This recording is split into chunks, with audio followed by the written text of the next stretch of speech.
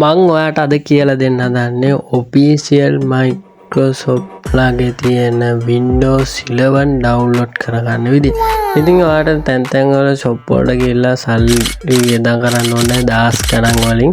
ඉතින් ඔයාට පුළුවන් මේක normally basically ඉගෙනගෙන ඔයාගේ PC එකට Windows එක අප්ඩේට් කරගන්න.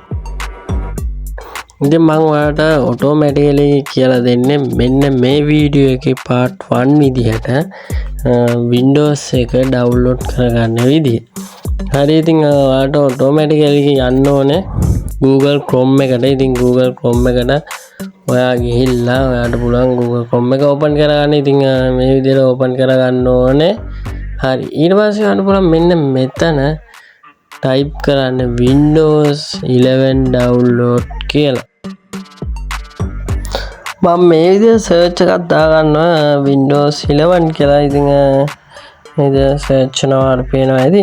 ඉතින් ඔයාලට මෙයාගේ result එකක් බලා ගන්න පුළුවන්. ඉතින් මෙයාගේ ගොඩාක් තියෙනවා බලා ගන්න පුළුවන් ඔයාලට. ඉතින් මම officially Windows 11 download කරලා ඒගොල්ලෝගේ website එකට ඔය විදිහට යනවා click කරලා. හරි ඉතින් ඔයාලට ඔයාගේ බලා ගන්න පුළුවන් interface එක. ඉතින් මෙතන පළවෙනියම කියන Windows 10 හරි 9 හරි තියෙනවා නම් ඉතින් ඔයාලට පුළුවන් මෙතන ඔයාගේ පරණ Windows එක තියෙද්දි ඒගොල්ලෝ Windows එක download කරලා ඒ විදිහට download කරන්න පුළුවන් පළවෙනි ක්‍රමේ. හරි ඉතින් මම ඔයාලට කියලා දෙනවා කිව්වේ pen එකකින් කොහමද bootable කරලා ඔයාගේ PC එකට Windows එක දාන විදිය.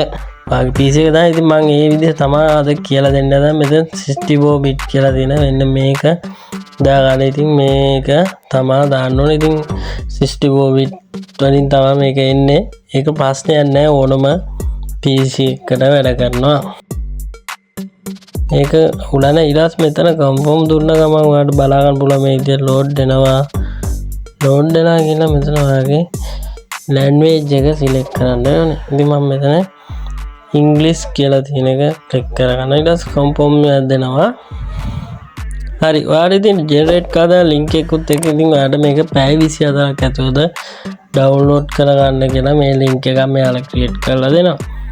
හරි ඉතින් වැඩි ඉස්සනේ මේක click කරගත්තාම automatically download වෙනවා බලා ගන්න පුළුවන් officially Windows 11. හරි මම ඔයාලට ගිහිල්ලා පෙන්නන මෙන්න මෙතන ගිහිල්ලා download වෙනවා. ඊට පස්සේ ඔයාලට බලා ගන්න පුළුවන් මේක download වෙනවා.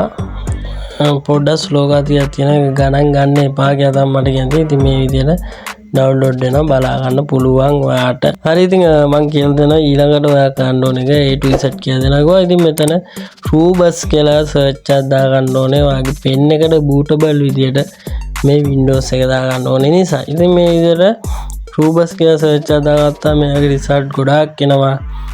ඉතින් බලා ගන්න පුළුවන්. ඉතින් මම මෙන්න මේක click කර ගන්නවා Rubus කියලා තියෙන එක. ඒගොල්ලෝ officially Windows එක මම download කරගන්න මේ විදිහට බලා ගන්න පුළුවන් ඔයාට. මම මේ විදිහට පෙන්නන්නම් ඔයාට.